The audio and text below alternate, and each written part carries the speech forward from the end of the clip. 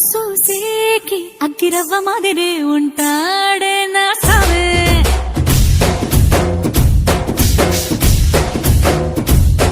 మెత్తాని పత్తి పువ్వుల మరి సంటాడే